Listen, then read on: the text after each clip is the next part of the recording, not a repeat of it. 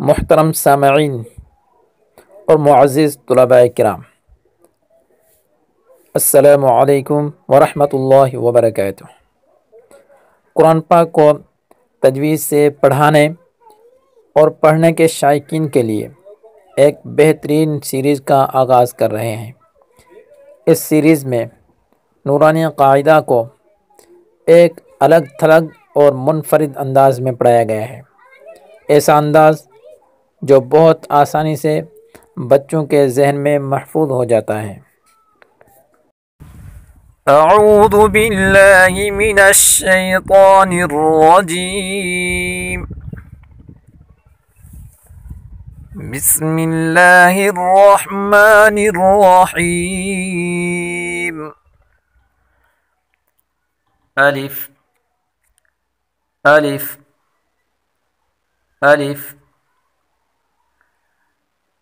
چونکہ الف پڑھنے میں ماقبل کے تابع ہوتا ہے، یعنی اگر الف سے پہلے والا حرف پر ہے یعنی موٹا ہے تو الف کو پر پڑھا جائے گا، اور اگر الف سے پہلے والا حرف باریک ہے تو الف کو بھی ہم باریک پڑھیں گے۔ با با با با ادا ہوتی ہے ہونٹوں سے۔ ہونٹوں کا بھی وہ حصہ جو تر ہوتا ہے، یعنی ہونٹوں کا ایک حصہ خشک ہوتا ہے اور دوسرا تر حصہ ہوتا ہے یعنی گیلا ہوتا ہے۔ با کو تر والے حصے سے یعنی گیلے حصے سے ادا کیا جاتا ہے۔ ت ت ت تا کی مخرج زبان کی نوک جب ثنایا علیا کی جڑ سے لگے یعنی سامنے والے دو دانتوں کی جڑ سے لگے تو یہ حرف ادا ہوتے ہیں۔ ف ف ف ف کی مخرج زبان کی نوک جب ثنایا علیا کے کنارے سے لگے یعنی سامنے والے دو دانتوں کے کنارے سے ملے تو یہ حرف ادا ہوتے ہیں۔ ایک دفعہ پھر پڑھیں۔ ف، بالکل نرمی سے ادا کریں گے اس کو، یہ نرم حروف ہے، ہمیشہ نرم پڑھا جاتا ہے، اس کو نرمی کے ساتھ پڑھیں گے۔ ایک دفعہ پھر پڑھیں۔ ف جیم جیم، اس کو ذرا کھینچ کر پڑھیں گے۔ جیم جیم جیم، اس کی مخرج ہے زبان کا درمیان اور اس کے مقابل اوپر تالوں کے میلاب سے ادا ہوتی ہے، یعنی زبان کا درمیان اور اس کے مقابل اوپر تالوں کے میلاب سے ادا ہوتی ہے۔ ایک دفعہ پھر پڑھیں۔ جیم ح ح ح، وسط حلق سے ادا ہوتی ہے، یعنی گلے کا بیچ والا حصہ جو ہے وہاں سے ح ادا ہوتی ہے، اور زبان کو تھوڑا پیچھے کھینچ کر ادا کریں۔ ح خ خ خ، خ کی مخرج ہے ادنا حلق، یعنی گلے کا اوپر والا حصہ، اور خ حرف موٹا ہے یعنی اس کو پر پڑھا جائے گا، اور عام طور پہ اس میں ایک غلطی یہ پائی جاتی ہے کہ اس کو ادا کرتے وقت ہونٹوں کو گول کیا جاتا ہے، یہ بالکل غلط ہے۔ اس کو ادا کرتے وقت ہونٹوں کو گول بالکل بھی نہیں کرنا ہے۔ ایک دفعہ پھر ادا کریں۔ خو دال دال دال دال دال، اور تا کی ایک ہی مخرج ہے، ہم پہلے پڑھ چکے ہیں تا کی مخرج جو تا کی مخرج ہے وہی دال کی مخرج ہے، یعنی زبان کی نوک جب ثنایا علیہ کی جڑ سے لگے، یعنی زبان کی نوک جب سامنے والے اوپر کے دو دانتوں کی جڑ سے لگے تو یہ حرف ادا ہوتے ہیں۔ ایک دفعہ پھر پڑھیں، دال ذال ذال ذال، بالکل سا کی طرح اس کو ادا کریں گے اور بالکل نرمی سے ادا کریں گے جس طرح ہم نے سا کو پہلے ادا کر چکے ہیں، یعنی زبان کی نوک جب ثنایا علیہ کے کنارے سے ملے تو یہ حرف ادا ہوتے ہیں۔ ایک دفعہ پھر نرم حروف جو ہم دو پڑھ چکے ہیں ان کو ایک دفعہ پھر پڑھتے ہیں، ثا ذال ضا را را، را کی مخرج زبان کی پشت اور اس کا کنارہ جب ثنایا اور رباعی کے مسوروں سے ملے، یعنی سامنے والے دو دانت اور ان کے جو قریب دو دانت ہوتے ہیں جس کو رباعی کہتے ہیں ان کی مسوروں سے ملے تو یہ حرف ادا ہوتا ہے۔ ایک دفعہ پھر پڑھیں، را، اور را حرف کبھی موٹا پڑھا جاتا ہے اور کبھی باریک پڑھا جاتا ہے، لیکن اس پہلی تختی میں ہم اس کو موٹا پڑھیں گے کیونکہ پہلی تختی میں یہ موٹا ہی پڑھا جاتا ہے، یعنی پر پڑھا جاتا ہے۔ ز ز ز ز کی مخرج زبان کی نوک جب ثنایا سفلا یعنی نیچے کے دو دانتوں کے کنارے سے ٹکرانے کے ساتھ ساتھ اوپر کے دو دانتوں سے لگے تو یہ حرف ادا ہوتا ہے۔ اور ز حرف سیٹی والا یعنی تیزی والا حرف ہے، اس میں تیزی سے پڑھیں گے اس کو۔ ایک دفعہ پھر پڑھیں، ز سین سین سین،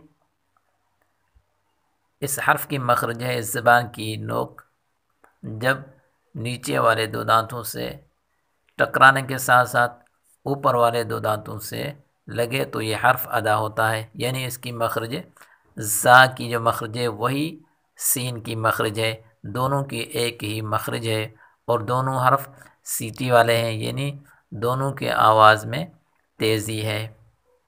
ایک دفعہ پھر پڑھیں، سین شین شین شین، شین کی بھی وہی مخرج ہے جو ہم پہلے پڑھ چکے ہیں، جیم کی مخرج، یعنی زبان کا درمیان اور اس کے مقابل اوپر تالوں کے میلاب سے ادا ہوتے ہیں۔ جیم اور شین دونوں کی ایک ہی مخرج ہے۔ ایک دفعہ پھر پڑھیں، شین صاد صاد صاد، صاد کی بھی مخرج جو ہم پہلے پڑھ چکے ہیں، س اور سین کی جو مخرج ہے وہی مخرج صاد کی ہے، یعنی زبان کی نوک جب نیچے کے دو دانتوں سے ٹکرانے کے ساتھ ساتھ اوپر کے دو دانتوں سے لگے تو یہ حرف ادا ہوتے ہیں، اور یہ تینوں حرف تیزی کے ساتھ پڑھے جاتے ہیں، یعنی تینوں حرف میں سیٹی کا آواز نکلتا ہے، لیکن پہلے جو حرف ہیں یعنی ز اور سین یہ باریک ہیں اور صاد یہ پر پڑھا جائے گا۔ ایک دفعہ پھر پڑھیں، صاد غاد غاد غاد، غاد کی مخرج ہے زبان کا حافہ یعنی زبان کی کروٹ جب دائیں یا بائیں یعنی دونوں طرف سے किसी भी जानिब ऊपर वाली 5 दाढ़ों से मिले तो ये हर्फ अदा होता है। इसकी मखरज एक दफ़ा फिर सुन ले। ज़बान का हाफा यानी ज़बान की करवट जब दाएं या बाएं जानिब ऊपर वाली 5 दाढ़ों से मिले तो ये हर्फ अदा होता है और ये हर्फ पुर हर्फ पढ़ा जाएगा। और पहले भी मैं आपको बता चुका हूँ कि पुर हर्फ को अदा करते वक्त अक्सर ये गलती हो जाती है कि होंठ गोल हो जाते हैं। इसका ख्याल रखें कि होंठों को गोल बिल्कुल भी नहीं करना। एक दफ़ा फिर पढ़ते हैं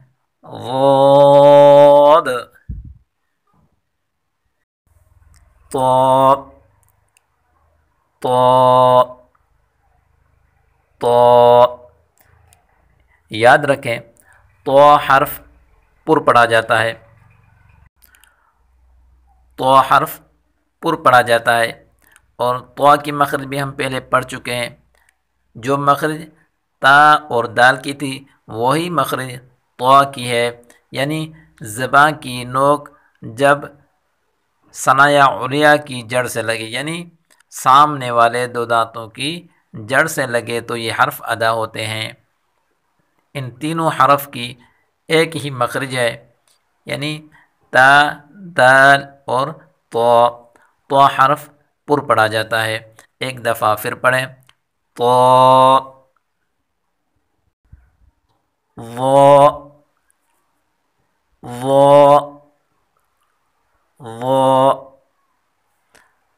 ज़हन में रखें कि वो हर्फ भी पुर पढ़ा जाता है और नरमी के साथ पढ़ा जाता है। जैसे हम पहले पढ़ चुके हैं सा, ज़, ये दोनों नरम हर्फ पढ़े थे। और तीसरा हर्फ वो नरम हर्फ भी है और पुर हर्फ भी है, यानी इसको मोटा भी पढ़ा जाता है। और इन तीनों की मखरज एक ही है, यानी ज़बान की नोक जब सनाया उलिया के किनारे से मिले तो ये हर्फ अदा होते हैं, यानी जब ज़बान की नोक सामने वाले दो दांतों के किनारे से मिले तो ये हर्फ अदा होते हैं। एक दफ़ा फिर पढ़ें वो आइन आइन आइन आइन की मखरज वस्त हल्क यानी गले का बीच वाला हिस्सा। जो मखरज हम पहले पढ़ चुके हैं हा, वही मखरज आइन की है, यानी आइन और हा दोनों गले के बीच से निकलते हैं। गैन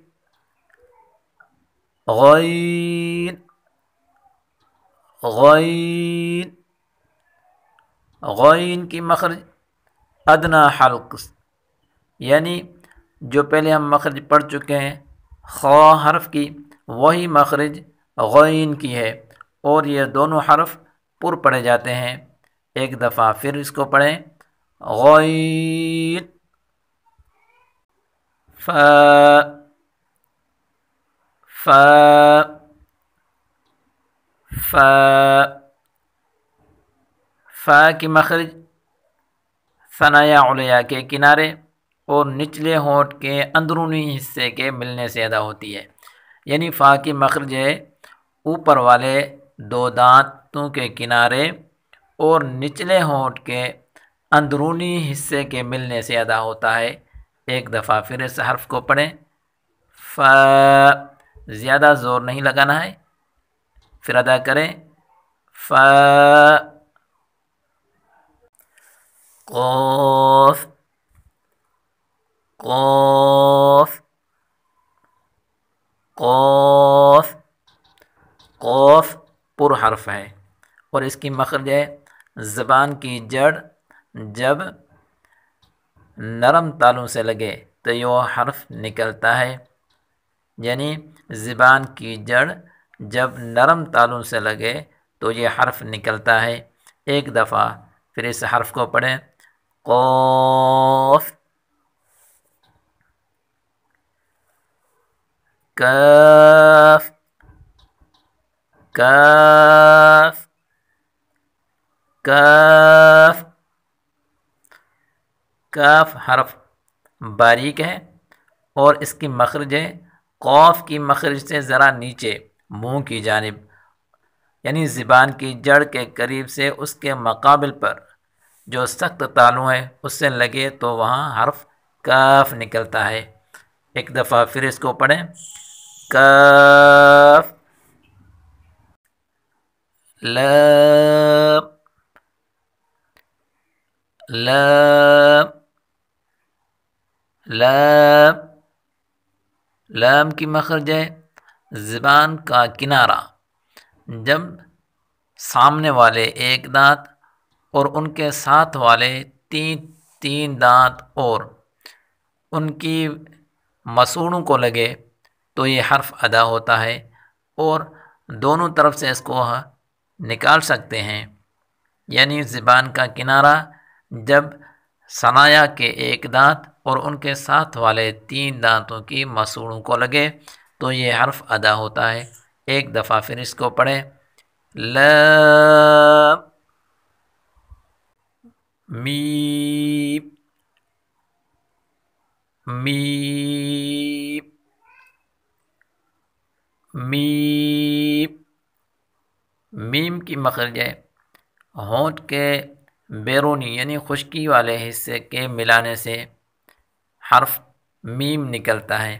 ایک دفعہ پھر اس کو پڑھیں، میم، نون، نون، نون کی وہی مخرج ہے جو ہم پہلے پڑھ چکے ہیں، را اور لام کی مخرج، یعنی جب زبان کا کنارہ ثنایا رباعی اور انیاب سے لگے تو یہ حرف ادا ہوتے ہیں، یعنی لام، را اور نون تقریباً تینوں کی ایک ہی مخرج ہے، بس تھوڑا سا فرق ہے۔ ایک دفعہ پھر اس کو پڑھیں، نون، واو، واو، واو کی مخرج دونوں ہونٹوں کو گول کرنے سے ہے، واو کی مخرج ہے دونوں ہونٹوں کو گول کریں۔ ایک دفعہ پھر پڑھیں، واو، ہا، ہا، ہا، حمزہ، حمزہ، حمزہ،